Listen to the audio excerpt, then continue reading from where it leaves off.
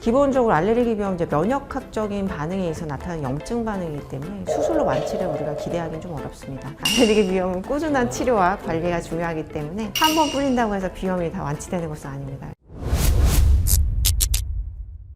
안녕하세요. 저는 중앙보훈병원 호흡기 알레르기 내과에서 근무하고 있는 원하경이라고 합니다. 물론 이제 모든 약에는 사실 부작용이 없는 약은 없기 때문에 그렇게 따지면 우리가 쓸 수 있는 약이 아마 아무것도 없을 겁니다. 하지만 비염 치료에 우리가 사용하는 약제는 오랜 기간 우리가 효능과 어떤 부작용에 대해서 충분히 검증을 받은 약제들을 사용하고 있습니다. 그래서 전신 부작용을 최소화하고 효과를 최대로 사용할 수 있는 그런 약제들이 많이 나와 있기 때문에 장기간 사용해도 몸에 일으키는 어떤 중대한 부작용들은 없는 것으로 알려져 있습니다.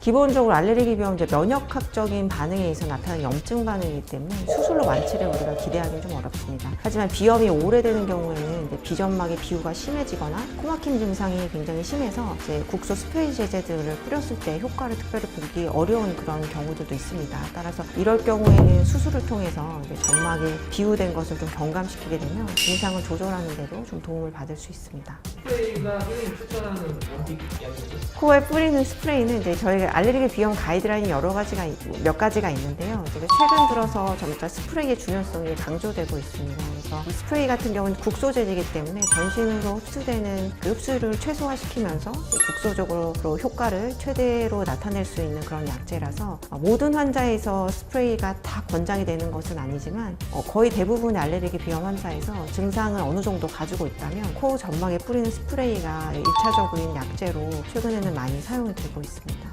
주기적으로 뿌려야 돼요. 알레르기 비염은 꾸준한 치료와 관리가 중요하기 때문에 한 번 뿌린다고 해서 비염이 다 완치되는 것은 아닙니다. 그래서 꾸준히 치료를 하시는 게 필요합니다. 일반적으로 미용 목적의 코 성형술은 알레르기 비염 치료와는 크게 관련이 없습니다.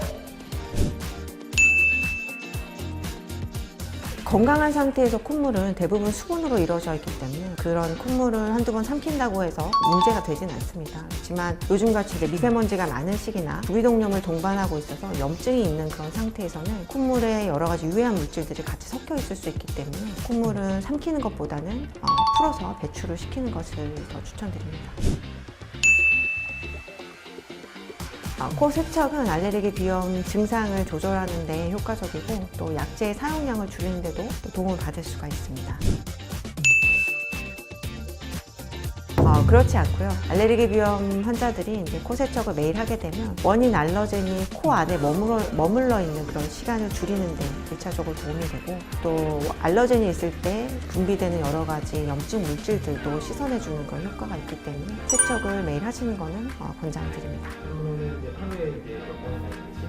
보통은 한 번에서 두 번 정도 하실 것들을 말씀을 드리는데요. 사실 아침 저녁으로 해주실 수 있으면 좋은데 대부분은 귀찮아서 그렇게 잘 못하시더라고요. 하루에 한 번 정도 하시면 사실 굉장히 부지런하게 잘 하시는 편에 속한다고 하실 수 있습니다. 이거 할 때, 세척을 할 때 유의사항 같은 거 따로 있나요? 네, 세척을 할 때 가급적 멸균 생리식염수를 약국에서 팔거든요. 그래서 그걸 구매해서 사용하실 걸 추천드리고요. 간혹 그걸 이제 그걸 구매하는 비용을 좀 아끼시려고 집에서 소금물을 본인이 이렇게 만들어서 하시는 경우들이 있어요. 근데 해도 대부분 큰 문제 없는 경우들이 물론 많겠지만 그 만드는 과정 중에 좀 깨끗하게 잘 되지 않을 수도 있기 때문에 그렇게 하는 건 추천드리지 않고요. 멸균 생리식염수를 약국에서 사서 하시는 걸 추천드립니다.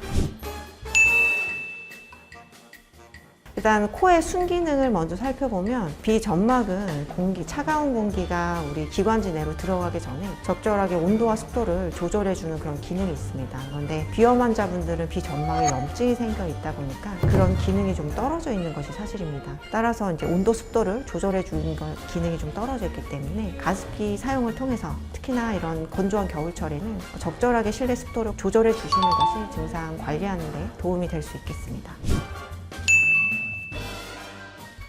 청소를 한다고 해서 알레르기 비염을 100% 예방할 수 있는 것은 아닙니다. 그렇지만 주변 환경 관리를 통해 진먼지들이나 곰팡이의 노출을 막음으로써 감작이 되는 가능성을 줄여준다면 증상 완화나 발생 완화에 도움이 될 수 있겠습니다. 기본적으로 건강에 도움이 되는 음식들이 신체 기능을 개선하는데 간접적인 도움은 될 수 있겠지만 위험에 특효적으로 좋은 그런 음식이 따로 있진 않습니다. 하지만 충분한 수분 섭취는 추천드립니다. 물을 많이 마셔도 된다. 네, 물 많이 마시면 좋습니다. 먹어서는 안 되는 음식 같은 경우도 특정 음식을 먹으면 안 된다 뭐 이런 것라기보단요, 뭐 인스턴트나 이렇게 건강에 우리가 흔히 좋지 않다고 생각하는 음식들 있잖아요. 그런 음식들은 당연히 먹었을 때 몸에서 어떤 반응을 일으키는지 우리가 알 수 없기 때문에 그런 거 추천드리진 않습니다. 계절성 알레르기 비염 환자분들은 외출 시간을 최소화하시는 것을 추천드립니다. 하지만 우리가 뭐 불가피하게 꼭 외출을 해야 되는 그런 상황에서는 반드시 마스크를 착용하시고 꼭 외출이 필요한 시간으로 최소화해서 외출하실 것을 추천드립니다. 기본적으로 알레르기 비염은 면역학적인 염증 반응에 의해서 나타난 질환이기 때문에 원인 알러젠을 회피하는 것이 1차적으로 제일 중요합니다. 그리고 각 환자분들마다 증상의 정도가 다 다를 것이기 때문에 가까운 전문의를 찾으셔서 꼭 진료 상담을 받으시길 추천드리고요. 나에게 맞는 적절한 약제를 처방받아 꾸준히 치료 받으실 것을 추천드립니다. 면역 치료가 가능한 환자분들의 경우에는 3년에서 5년 정도 장기간 면역 치료를 받게 되면 꾸준히 증상을 개선하는 데 효과를 우리가 기대해 볼 수 있겠습니다.